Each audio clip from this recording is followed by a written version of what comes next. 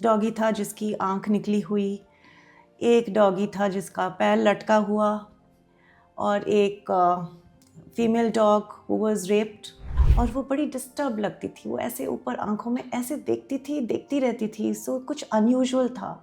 जब हमने उसका चेकअप कराया तो डॉक्टर को कुछ उसके अंदर मिला। कई बारी तो ऐसा भी हुआ है कि पपी अडॉप्ट हो गया, कोई डॉगी अडॉप्ट हो गया, फिर वापस कर देते हैं क्यों? कुछ दिनों बाद, एडजस्ट नहीं कर रहा है, ये है वो है। सो डॉग को जज करके उसको वापस किया जाता है। Equivalent to mass murder. This is really something that goes against our value system as a country.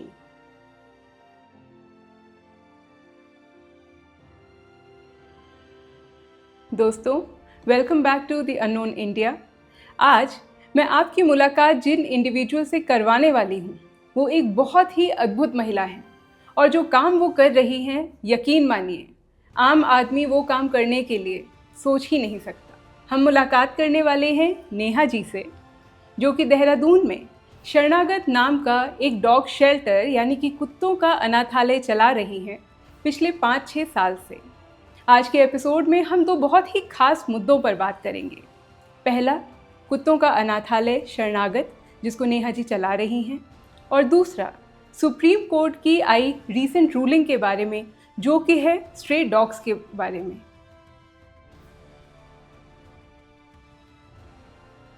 Neha ji, तो सबसे पहला सवाल आपसे ये है कि शरणागत का सफ़र कैसे स्टार्ट हुआ? शरणागत एक मेरा ख्वाब था जो सच्चा हो गया, पूरा हो गया। जब मैं छोटी सी बच्ची थी तब मैं जब अपनी गाड़ी के बाहर या घर के बाहर एनिमल्स को देखती थी, मेरे को बड़ी पीड़ा होती थी। उनकी पीड़ा देखकर मेरे को बड़ा कष्ट पहुंचता था।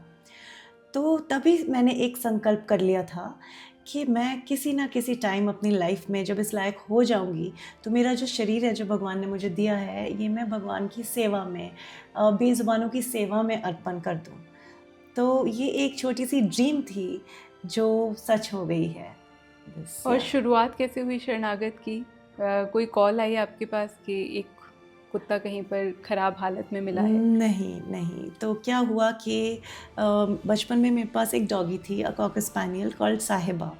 सो मैं उसी के साथ बड़ी हुई। So she was like my best friend and my most prized possession. तो जब उसकी एज हुई, she was 16.5 years old and I used to literally pray for her, pray to God कि ये इसको कुछ ना हो जाए. But in the end, that one day when I saw her suffering, I prayed for God to take her so that she's released. And that day I learned something very important, कि love is not in holding on, love is in letting go. तो नेहा जी, कोई ऐसा case आपको मिला, rescue case, जिसमें कुत्ता इतनी बुरी कंडीशन में था कि आप अंदर तक दहल गई, झकझोर दिया उसने आपको? जी एब्सोल्युटली, एक बारी नहीं कई बारी। हाँ, एक डॉगी था जिसकी आंख निकली हुई, एक डॉगी था जिसका पैर लटका हुआ, और एक female dog who was raped. Oh God. एक डॉग के ऊपर उबला हुआ पानी फेंक दिया गया, उसकी स्किन बर्न हो गई। एक डॉग के गर्दन में ऐसे लाठी मारी गई कि उसकी गर्दन ही लाइफ लॉन्ग टेढ़ी हो गई, और एज के साथ साथ और टेढ़ी हो रही है। बहुत सारे केसेस आते हैं। कभी कोई पत्थर मार के आंख फोड़ देता है, कभी कोई मैगेटेड डॉग हो जाता है तो उसको मार के हटाते हैं अपने एरिया से क्योंकि बदबू आती है उसमें। इंसान कहाँ जा रहा है? मतलब जब ऐसे सिचुएशंस आती हैं सामने, ऐसे लगता है my God, I can't go on with this any more. But then जब इनकी हीलिंग होती है, जब इनको प्यार से भर दिया जाता है, और जब इनकी आंखों में जो लुक है जो ट्रांसफॉर्म होती है, वही एक मेरे जीने की वजह बन जाती है। आपने अभी जो केस बताए हैं, जी, अबिश हु वाज रेप्ड, आपको ये समझ में कैसे आया कि इसको कैसे हम हैंडल करेंगे, या पता चला कि कौन थे वो लोग? अनफॉर्चुनेटली वो नहीं पता चला। जब बच्चा रेस्क्यू हुआ, उसकी ब्लीडिंग हो रही थी, हमने सोचा हीट पे है। 1 महीना चलती गई, 1.5 महीना चलती गई, और वो बड़ी डिस्टर्ब लगती थी। वो ऐसे ऊपर आंखों में ऐसे देखती रहती थी। सो कुछ अनयूजुअल था। जब हमने उसका चेकअप कराया तो डॉक्टर को कुछ उसके अंदर मिला। फिर हमने उसके अल्ट्रासाउंड्स कराए, और उसकी सर्जरी कराई, और अब आप उसको देखोगे आप कह भी नहीं सकते कि उसने ये देखा है लाइफ में। सैड पार्ट ये है कि हमें पता नहीं चलता ये कौन किसने किया और किसने छोड़ दिया कुत्ते तो को। जो क्रिमिनल्स हैं ना, हाँ। वो बड़े सूटेड बूटेड लोग भी हो सकते हैं। मतलब जो अंदर की बिल्कुल। क्लीनिंग है, जो अपने अंदर की मन की सफाई है, दैट इज़ वेरी क्वेश्चनेबल। तो I mean it's really sad. You see cases of abuse, you see, अगर हम इंसानों की बात करें, छोटी छोटी बच्चियों के साथ अब्यूज़ होता है, उनके फैमिली मेम्बर्स करते हैं। व्हाट अबाउट दीज डॉग्स जो बोल भी नहीं सकते, आवाज़ भी नहीं उठा सकते, कभी पता ही नहीं चलेगा किसने पता ही किया। नहीं चलेगा। This is suffering in silence. There is so much, I think more than anything that's happening right now, I think this is one of the most important topics we as a country should be addressing, because we have a voice, we can raise our voice, we can speak for the voiceless. मैं ये सब सुनकर ही अंदर तक हिल रही हूँ। मैं imagine नहीं कर सकती कि मेरे सामने ऐसा कोई डॉग आए तो मैं क्या करूँगी। नेहा जी, आप कैसे हैंडल करती हैं ऐसी सिचुएशंस को? जी, मैं सिर्फ एक प्रिंसिपल पे चलती हूँ, लव। एंड जब भी मैं किसी एनिमल की आंखों में देखती हूँ, there is an instant connect. मुझे ऐसे लगता है मैं अपने आप को ही ठीक कर रही हूँ। मैं, मतलब मुझे कोई डिस्टिंक्शन नहीं दिखती है। मुझे लगता है उस साइड भी मैं हूँ, इस साइड भी मैं हूँ। So it becomes seamless for me. It's not much of an effort. I mean of course अगर प्रैक्टिकली देखा जाए, ये करो वो करो, सेवा प्रॉपरली 200% परफेक्शन से करनी होती है, तभी उसको सेवा कहा जाता है। बट फॉर मी वो जो कनेक्ट होता है वो मेरा इंस्टेंटेनियस होता है with an animal, and then of course then I will just embrace the animal, and वो प्यार आधे से ज़्यादा दुख तो प्यार ही ख़त्म कर देता है। मुझे लग रहा है ये सेवा के साथ साथ स्पिरिचुअलिटी से रिलेटेड चीज़ है जो आप कर रही हैं। मतलब ये सिर्फ एक सोशल वर्क ही नहीं है, सोशल कॉज ही नहीं है। जी। दिस साउंड्स सो स्पिरिचुअल जी। That you are connecting with God by doing it.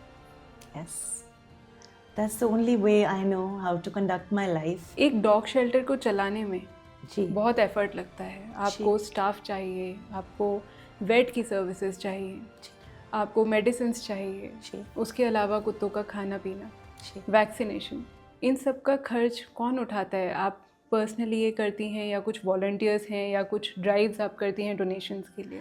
जी, फ़िलहाल तो with the support of family and friends खर्चा चल रहा है। कुछ कुछ क्रेडिट में रहता है, 1 महीने बाद 2 महीने बाद तो थोड़ी स्ट्रगल हो रही है। So we would humbly accept any help, any amount of help anybody would like to contribute to support the cause which is very close to our heart. कितने जानवर हैं आपके shelter में? अबाउट 150 डॉग्स हैं, कुछ लार्ज एनिमल्स हैं और कुछ रेस्क्यूड बर्ड्स हैं। अच्छा, और इनका अगर आप बता सकती हैं तो इनका पर मंथ खर्च कितना होता है? जी, सब स्टाफ, चीज़ें मिलाकर सब स्टाफ का चीज़ें, खर्चा? Staff salaries with food and medical, I think 4 to 5 lakh, I think 5 lakh a month. Okay, which is Gee, a with big the amount. private doctor and the best of tests and the best of everything. We जो don't कि कोई- compromise on their treatments or their medicines or the quality of their life or their meals. So वही है ना, जैसे मैंने कहा, अगर सेवा करनी है तो with 200% perfection. और ये कोई छोटी अमाउंट नहीं है, it is a big It is a big amount. It adds a lot of stress on me, on my pocket, but it's worth it. मतलब ठीक है, जो एक इमोशनल इन्वेस्टमेंट तो ये है ही, जी। फिनेंशियल इन्वेस्टमेंट भी है, जी, और इस बिल्कुल। इन्वेस्टमेंट में आपको इमोशंस ही मिल रहे हैं, प्यार मिल रहा है, but of course revenue Of नहीं course, है, revenue तो नहीं है। ड्रेन तो होती ही है जी, पॉकेट। बिल्कुल। एंड यू नो, ओवरहेड्स भी हो जाते हैं। कईयों की व्हील कार्ट्स मंगाने होते हैं पैरालाइज डॉग्स के, हाँ। कईयों का, किसी का अल्ट्रासाउंड कराना होता है, किसी का CT स्कैन हमने कराना होता है, और कभी कुछ, कभी कोई डिफरेंट केस आ गया। अभी So, बहुत जैसे सारे- हमने शेल्टर पे देखा भी था कि कैंसर भी था कुत्तों को। जी, कैंसर, कई बच्चे रहे हैं जिनके कैंसर से ट्रीटमेंट हुई है and they have recovered beautifully. Okay, जी। आई थिंक ये सब चीज़ों का मिक्स है। आप बहुत ध्यान रखती हैं, और ऑफ कोर्स जो वाइब्स आपकी हैं कुत्तों के साथ में प्लस द ट्रीटमेंट, उसी की वजह से ये ठीक हो पा रहे हैं। Thank you, it's all grace. Neha ji, अब थोड़ा सा लाइटर नोट पे बात करते हैं कि शेल्टर में कुत्तों का दिन कैसे बीतता है? कोई एक पर्टिकुलर दिनचर्या है, फिक्स रूटीन है जो आप फॉलो करते हैं? एब्सोल्युटली फिक्स रूटीन है जी। हाँ। सुबह सुबह उठ के पहले तो क्लीनिंग होती है सबके कैनल्स की, सब बच्चे खुले जाते हैं, उनकी क्लीनिंग होती है, उनके पानी के बर्तन धुलते हैं, फ्रेश ड्रिंकिंग वाटर मिलता है उनको। उसके बाद खाना स्टार्ट होता है A to Z। कई स्पेशल मील्स पे, स्पेशल डाइट वाले डॉग्स को स्पेशल मील्स मिलते हैं। और खाने के बाद फिर से सब खुलने शुरू हो जाते हैं, सो दैट सबको फ्रीडम एक्सपीरियंस हो, कोई बंद ना फील करे ज़्यादा टाइम। एंड फिर हमारी मेडिसिन स्टार्ट होती हैं, थेरेपी स्टार्ट होती है, साइड बाय साइड ब्रशिंग हो रही होती है, इनकी ग्रूमिंग हो रही होती है, किसी को Okay. नहलाना हो तब। और फिर वेट विजिट्स, अगर किसी का वेट विजिट हो, किसी की फिजियोथेरेपी हो, किसी की हाइड्रोथेरेपी हो, तो वो सारा हमारा चार्ट बनता है, उसके हिसाब से हमारी रूटीन चलती है। So we are back to back. And not to forget to mention that we add playtime into the routine, which is a very important part of their doggyhood.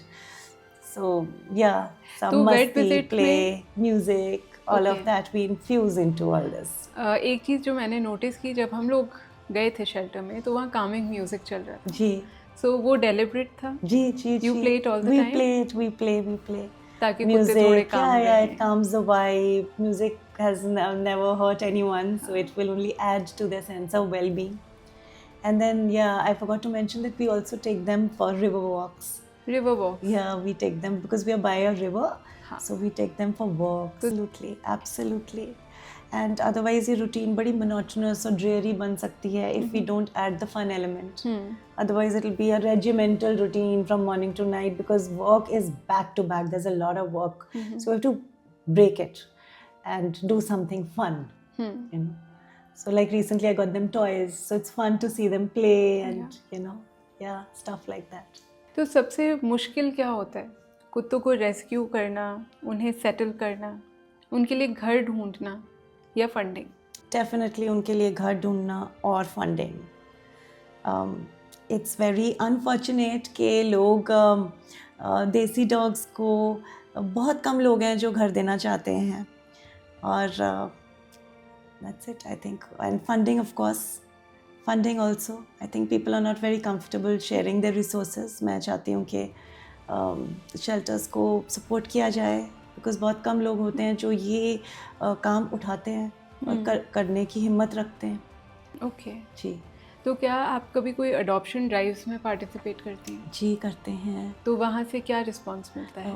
Very bleak, very dismal. कई बारी तो ऐसा भी हुआ है कि puppy adopt हो गया, कोई डॉगी अडॉप्ट हो गया, फिर वापस कर देते हैं। क्यों? कुछ दिनों बाद एडजस्ट नहीं कर रहा है, ये है वो है, सो डॉग को जज करके उसको वापस किया जाता है।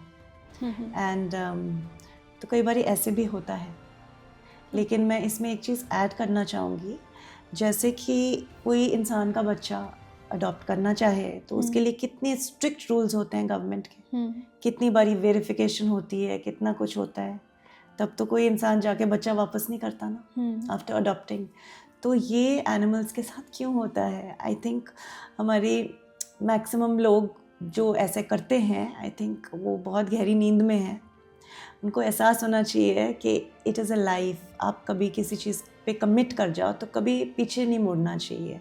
एक बारी आपने रिस्पॉन्सिबिलिटी ले ली तो उसको निभाना चाहिए। एंड आई थिंक ये हमारे वैल्यू सिस्टम को बहुत क्वेश्चन करता है।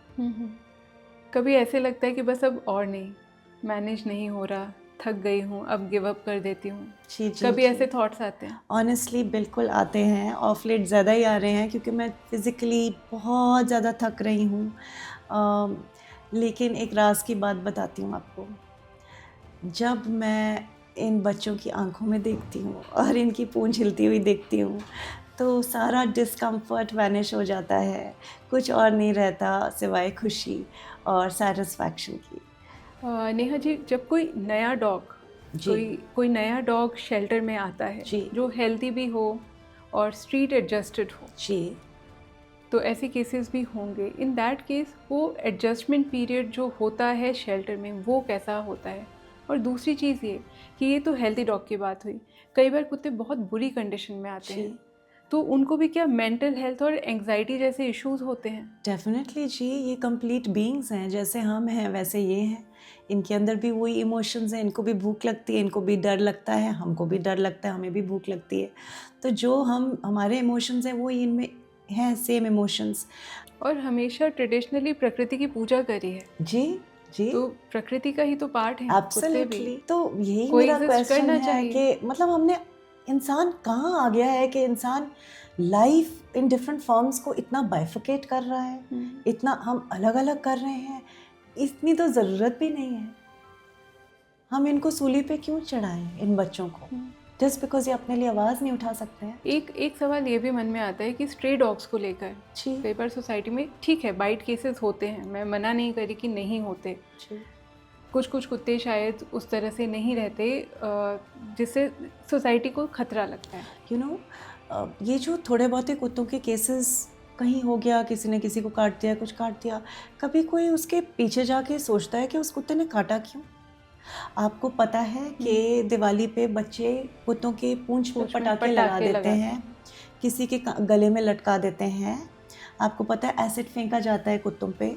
आपको पता है कि कितनी कितनी एट्रॉसिटीज़ होती हैं कुत्तों के साथ, अब्यूज़ किया जाता है, जैसे मैंने आपको बताया।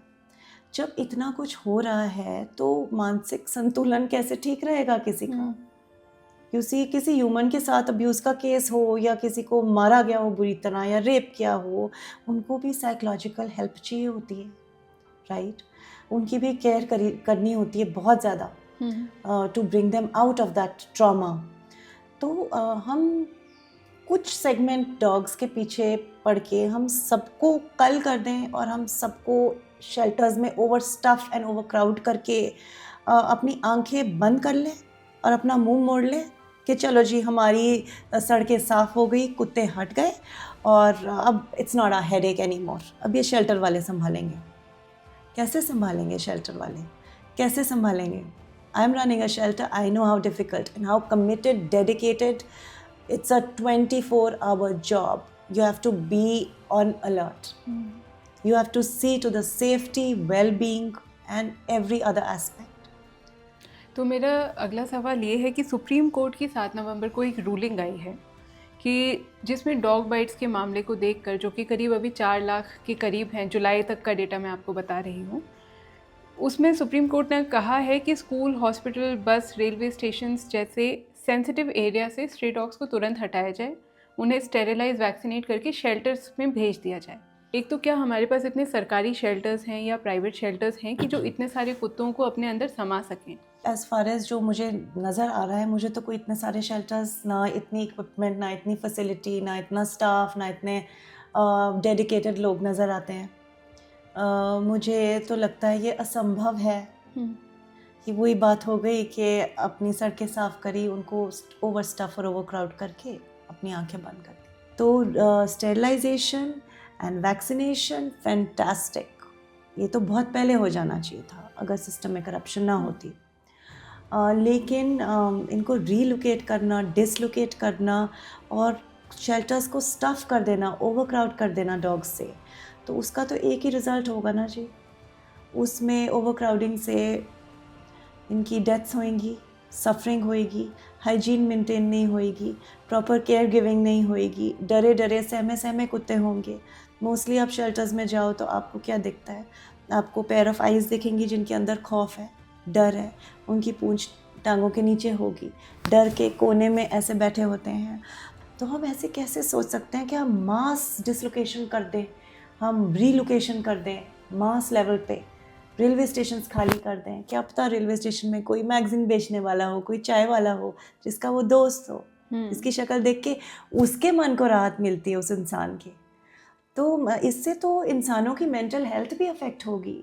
बिकॉज़ मैं बहुत सारे ऐसे लोगों को जानती हूँ जिनका एक one ray of light and sunshine कोई एनिमल हो जो रास्ते में मिल गया, एंड जो उनको रोज़ काम पे या कॉलेज पे जाते हुए रास्तों में मिलता है, स्कूल्स में बच्चों को दिखते हैं। बच्चे वो साइलेंटली कितना कुछ लर्न कर रहे होते हैं उस वक्त कितना कुछ ऑब्जर्व कर रहे होते हैं, जो no amount of text books and bookish knowledge can give you, जो आप खुद देख के एक्सपीरियंस करके जो आप ग्रास्प कर सकते हैं। और ऐसे में तो जो शेल्टर्स में जहाँ पर वो कुत्तों को भेजा जाएगा, जी बिल्कुल, उससे तो उनकी ज़िंदगी और बदतर हो जाएगी, क्योंकि जो पुराने कुत्ते हैं उनके साथ उन्हें एडजस्ट करना है, जगह उतनी सीमित ही है। बिल्कुल जी, तो बहुत जैसे मुश्किल। सरकारी अस्पतालों में हमें कई बार ऐसी पिक्चर्स देखने को मिलती हैं कि पेशेंट ज़मीन पर लेटे हुए हैं, जी। उनको वहीं पे ड्रिप लग रही है। जी तो शेल्टर्स की हालत ऐसी हो जाएगी, हम कुछ कुत्तों के काटने की वजह से कितने कुत्तों के ज़िंदगी को दिस इज नेगेटिवली अफेक्ट कर this रहे is- हैं। आपको क्या लगता है कि सोल्यूशन क्या हो सकता है, क्योंकि आप एक शेल्टर चलाती हैं। अब जी। हम इस बात को नेग्लेक्ट नहीं कर रहे, हम नज़रअंदाज नहीं कर रहे कि डॉग बाइट्स के केसेस होते हैं। हर इंडिविजुअल डॉग्स के साथ कंफर्टेबल नहीं है, जी हम इसको भी मान रहे हैं कि बच्चे खेल रहे हैं, शायद कोई कुत्ता बदमाश हो वो वैसे भी आके काट ले, केसेस हैं। जी पर हाँ, अगर सुप्रीम कोर्ट ने ये सुझाव दिया है, ये आदेश दिया है, आपने बता दिया आपकी क्या प्रतिक्रिया है इस पर आपके पास कोई सुझाव है कि हम इस समस्या का निदान कैसे कर सकते हैं? जी बिल्कुल, मेरे पास एक हम्बल सजेशन है।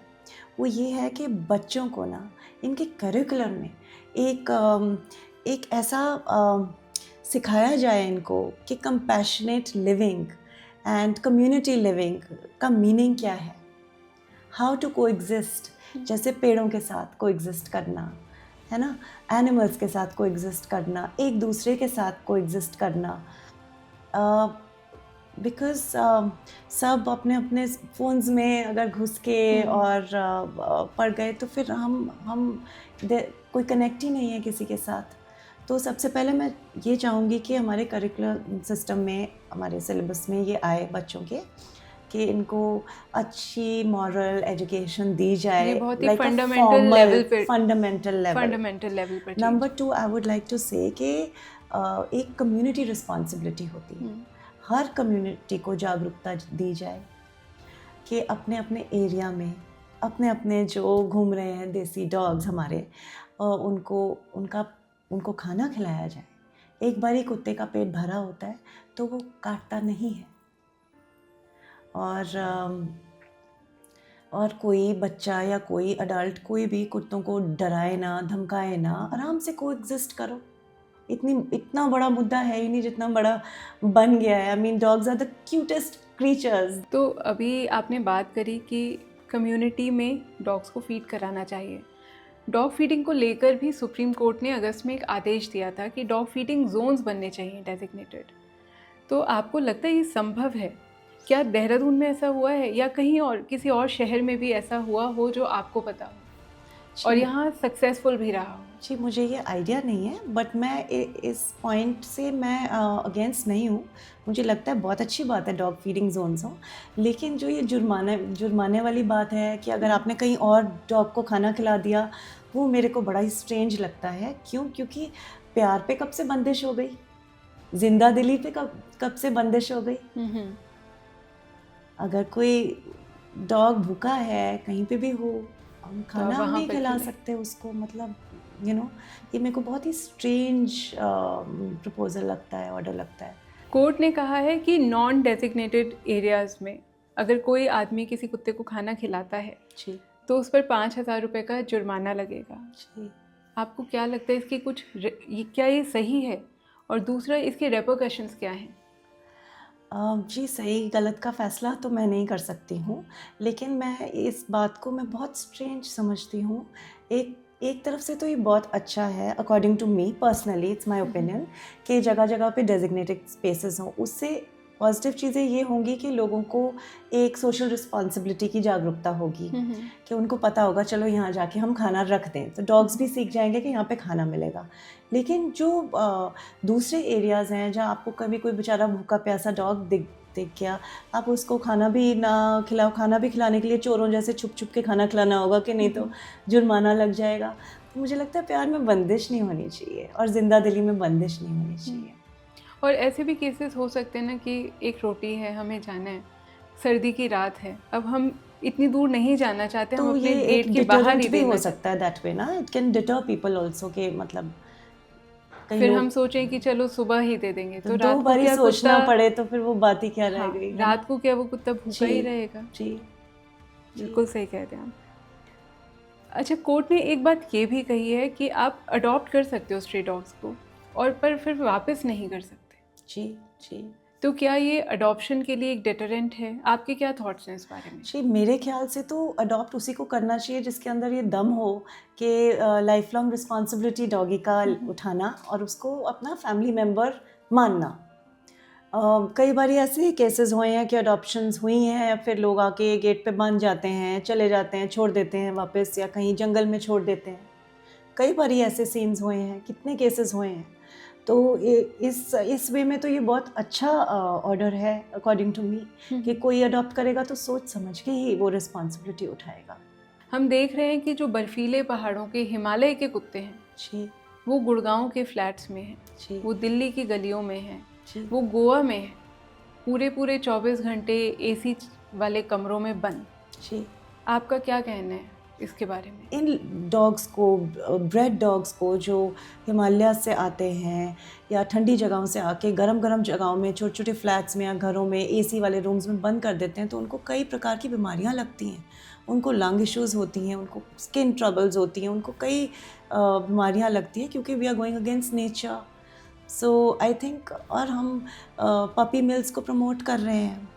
Breeding is such a sad game here, because the kind of atrocities that happen to the female dogs, it's unthinkable.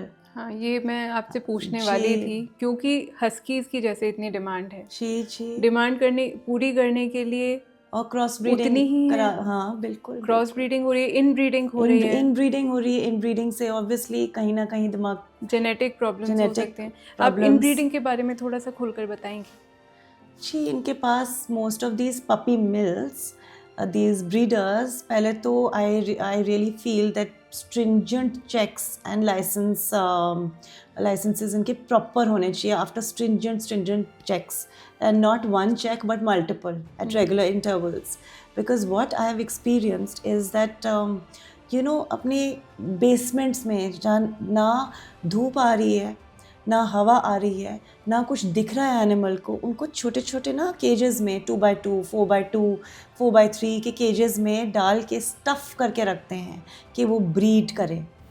ऐसी कंडीशंस में वो ब्रीडिंग कराते हैं कुछ पैसों के लिए। और हम जैसे एजुकेटेड, वेल एजुकेटेड लोग, किसी बच्चे की विम होती है कि I want a husky, okay I want this dog, हम अनकॉन्शियसली, अनअवेयर होके हम वो इस इंडस्ट्री को बढ़ावा देते हैं। एक तरह से हम पाप में भागीदार बन रहे हैं। एब्सोल्युटली जी। एक जो ये पपी मिल्स की आप बात कर रहे हैं, ब्रीडिंग सेंटर्स की, तो एक डॉग या एक बिच एक साल में कितने बार उसको ब्रीड कराया जाता है? कई बारी कराते हैं ये। गेस्टेशन पीरियड कितना होता है इनका? गेस्टेशन पीरियड होता है 60 डेज। 60 डेज जी। और वो थोड़ा सा भी ठीक होती होगी उसको फिर से ब्रीड करा दिया जाता है। और मैंने तो देखे हैं, कुछ ब्लाइंड डॉग्स भी थे जो हमने निकाले थे पपी मिल से। बूढ़े ब्लाइंड डॉग्स को यूज़ किया जा रहा था, माय गॉड। ट्यूमर वाले कुत्तों को यूज़ किया जा रहा था, just to reproduce time and again. So I think we as a society, we should come together and go to the root cause with complete awareness. हम जो भी कदम उठाएं, हमको अवेयरनेस से उठाना चाहिए। अब जैसे रिसाइकलिंग की अवेयरनेस होगी, इन्वायरमेंट पोल्यूशन की अवेयरनेस हो गई, हम ये जीते जागते जानवरों के लिए भी हम अवेयर रहें। हम कोई कुत्ता ले रहे हैं, कहाँ से ले रहे हैं, व्हाट इज़ द सोर्स। हम उसको पैसा देंगे तो वो किस चीज़ में यूज़ करेगा, you see. And I think calls for deeper and greater awareness. I think puppy mills की जो प्रॉब्लम है, जो जी। अत्याचार हो रहा है जानवरों पर, बहुत अत्याचार उसकी हो रहा है। सोसाइटी काफ़ी भागीदार है, क्योंकि हम डिमांड कर रहे हैं उन ब्रीड्स की। जी, अगर डिमांड ही नहीं होएगी तो सप्लाई भी नहीं हाँ, होएगी। अगर हम स्ट्रे डॉग्स को, Absolutely। गली के कुत्तों को एक्सेप्ट कर लें, और अडॉप्ट कर लें, तो इसकी नौबत ही नहीं आएगी। बिल्कुल। और ये हमारे इंडी डॉग्स हैं, इतने रिजिलियंट हैं, इतने स्वीट हैं, इनमें क्या कमी है? ये तो मतलब मोस्ट लॉयल, मोस्ट ग्रेटफुल। आप एक रोटी का टुकड़ा दे दो, वो कैसे पूंछ ला के आपको ग्रैटिट्यूड एक्सप्रेस करेगा डॉग। तो मेरा पॉइंट है कि हम अपनों को अपनाएं पहले, फिर हम विदेश और विदेशी की बात करें। तो ऑन अ लाइटर नोट, आप मुझे एडवांटेजेस बताइए स्ट्रे डॉग को अडॉप्ट करने में या एक प्योर ब्रेड हस्की या गोल्डन रिट्रीवर इन सब को घर लाने में आपको क्या एडवांटेज मिलेगी? सी ऑनेस्टली स्पीकिंग मेरे लिए सब एक हैं, बिकॉज मुझे हस्की भी उतना ही क्यूट लगता है जितना मेरा अपना देसी डॉगी लगता है. So the point is advantage disadvantage तो यही है, किसी को आप रीलोकेट करो, अपरूट करो उसकी इन्वायरमेंट से, वो जैसे नेचर ने उसको बनाया है सर्दी वाली जगह में रहने वाला डॉग बर्फीली जगह में, तो उसको आप अगर गर्मी वाली जगह में ले आओगे, obviously multiple health issues. You go to a veterinarian's clinic, आप सबसे ज़्यादा तो ऐसी डॉग्स देखोगे, पेडिग्रीड डॉग्स, किसी को चेस्ट में प्रॉब्लम है, किसी को स्किन प्रॉब्लम है, किसी को कुछ है, किसी को कुछ है. देसी dogs very very resilient I think. उनको कम बीमारियाँ होती हैं. उनको बिल्कुल बहुत कम बीमारियाँ होती हैं और वो लो मेंटेनेंस डॉग्स हैं. और जब आप लो मेंटेनेंस कह रही हैं तो इसका क्या इम्प्लीकेशन है? इन द सेंस आपको उनको सैलून्स नहीं भेजना पड़ेगा. और I mean you can send if you like by all means, but आपको इतना सब नहीं करना पड़ेगा ताम झाम. वो you can just enjoy the dog fully and completely. Okay. Rather than कि अच्छा इसको ये हो गया, इसको वो हो गया, छोटी छोटी चीज़ें हो जाती हैं. अगर कोई इंसान अपने मोहल्ले के कुत्तों को सुरक्षित रखना चाहे, उनकी हेल्प करना चाहे बिना किसी कानूनी झंझट में पड़े, जी, तो वो क्या कर सकता है? बहुत कुछ कर सकता है. सबसे पहले तो आप उनके गेट के बाहर या उनके मोहल्ले में जो भी डॉगी है उसको शाम के टाइम अंदर ले लीजिए. अब सर्दी के दिन आ रहे हैं, उसके लिए कंबल लगा दीजिए, छोटी सी शेड बना दीजिए. सुबह आप खोल सकते हैं उस डॉग को, अगर ये रूलिंग ना हो तो, है ना. अपनी अगर हम हर घर अपनी रिस्पॉन्सिबिलिटी ले, कोई खाना खिला दे, कोई वैक्सीन करा दे, कोई देख ले कि स्पेड या न्यूटर्ड है डॉग, तो कुछ सालों की बात होती है. इनका जीवन कुछ इतना लंबा तो होता नहीं है. इतने टाइम में अगर आप इतने भाग्यशाली है कि आपको सेवा करने का मौका मिल जाए, तो आप बहुत कुछ कर सकते हो. और नेहा जी, अगर हमारे दर्शक जो भी इस एपिसोड को देख रहे हैं, अगर आप हेल्प करना चाहें शरणागत की या किसी और शेल्टर की भी, तो कैसे कर सकते हैं? नेहा जी, आप शरणागत के बारे में बता दीजिए. जी, हम हम्बली एक्सेप्ट करेंगे किसी भी टाइप का कंट्रीब्यूशन. चाहे आप आना चाहें, you are most welcome. Volunteer करिए, बच्चों के साथ टाइम बिताइए. डॉग्स बहुत बहुत खुश होते हैं जब कोई आके उनको प्यार करता है, उनके साथ खेलता है. आप फाइनेंशियल कंट्रीब्यूशन कर सकते हैं और आप कॉज को सपोर्ट कर सकते हैं. आपको जो भी ठीक लगे, आप मंथली राशन या आप बर्ड फूड या फिर आप कैटल फीड या आप दवाइयों में या ट्रीटमेंट्स में, बहुत सारे एरियाज़ हैं. आप कोई भी एरिया पिक करके उसमें आप कंट्रीब्यूट कर सकते हैं. अगर कोई आपके शेल्टर से कुत्ते या गाय को अडॉप्ट करना चाहे पर घर नहीं ले जाना चाहते हैं, जी, तो वो जो खर्चा है उसमें वो आपको दे सकते हैं. जी, वो खर्चा कितना होता है पर मंथ? जी, for a dog on an average 5 to 7,000 per month for one dog, and cow के लिए 10 to 15,000 a month. ओके. इतने में आई थिंक हो जाएगा. कहते हैं बूंद बूंद से सागर भरता है. 10 से 15 हज़ार एक गाय के लिए या 5 से 7 हज़ार एक कुत्ते पर खर्च करना बहुत बड़ी अमाउंट नहीं है, पर जब ये कलेक्टिवली लार्ज स्केल पर करते हैं तो ये बहुत बड़ी अमाउंट बन जाती है, जो एक चैलेंज भी हो जाता है नेहा जी जैसे लोगों के लिए जो शेल्टर्स मैनेज कर रहे हैं. अगर आप कंट्रीब्यूट करना चाहते हैं, if you want to do your bit, please do connect with Neha ji. Details आपको कमेंट्स में मिल जाएंगे कि आप नेहा जी से कैसे कनेक्ट कर सकते हैं. नेहा जी, यहाँ आने के लिए और द अननोन इंडिया को अपना समय देने के लिए बहुत बहुत धन्यवाद. Thank you so much. दोस्तों, आप बने रहिए क्योंकि अगले एपिसोड में हम एक और बहुत महत्वपूर्ण मुद्दे पर बात करने वाले हैं, जो कि हर शहर में चर्चा का विषय है. पेट डॉग्स वर्सेस RWAs. क्या है इसका सच और क्या है इसका झूठ, ये हम अनकवर करेंगे अपने नेक्स्ट एपिसोड में. Till then, bye bye.